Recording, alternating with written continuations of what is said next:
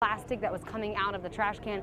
We also happened to see a bus stop that was completely shattered, and we did see a few other fires in some areas like Muhammad Ali and 6th, and that group of protesters that eventually ended up near Broadway, we did see them walking here earlier. But what's so interesting that we've been seeing here tonight is this large KSP presence with a small LMPD presence with such a small amount of protesters. So we're going to be out here continuing to gather information about what this presence really is and exactly how many people are getting arrested. Back to you, Doug. Okay, Jesse, thank you. FBI Louisville saying they are also involved in the investigation of the shooting of the police officers.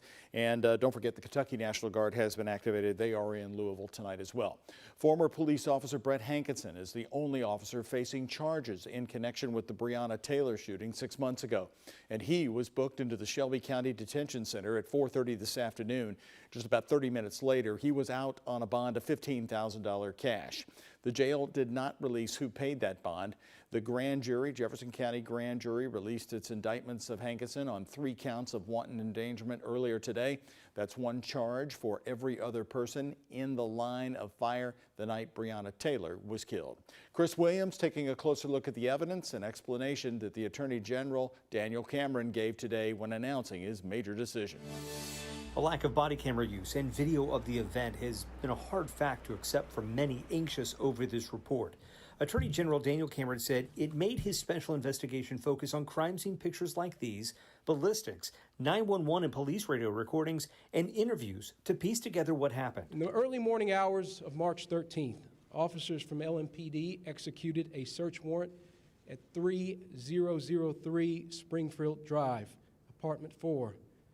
This was Miss Breonna Taylor's residence. We'd seen some of the crime scene photos. Now General Cameron was connecting them to numbers. Detective Hankinson fired his weapon 10 times, including from an outside sliding glass door and through a bedroom window. Some bullets traveled through apartment 4 and into apartment 3 before some exited that apartment. Evidence, he claims, proves Kenneth Walker fired once, and it was his bullet that hit Sergeant Mattingly. The ballistics report shows that the round that struck Sergeant Mattingly was fired from a 9mm handgun. The LMPD officers fired .40 caliber handguns. It took an FBI team to do what a state lab could not, identify from which gun the bullet came that killed Breonna Taylor.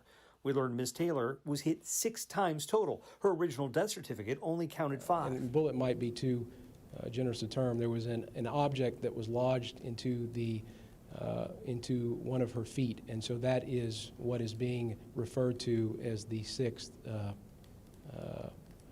projectile. While these were the facts laid out by the AG to cameras, what exactly was presented to the grand jury will likely stay sealed for some time. General Cameron says he intends not to release it, at least until after Detective Hankinson is prosecuted. Chris Williams, WHAS 11 News.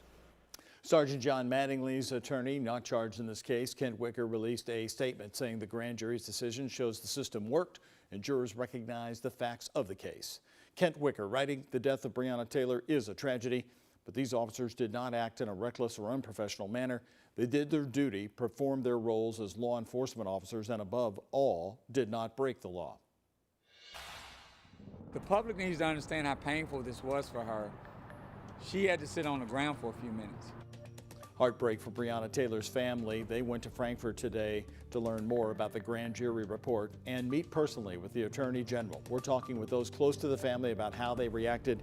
It's all new on the night team right after this.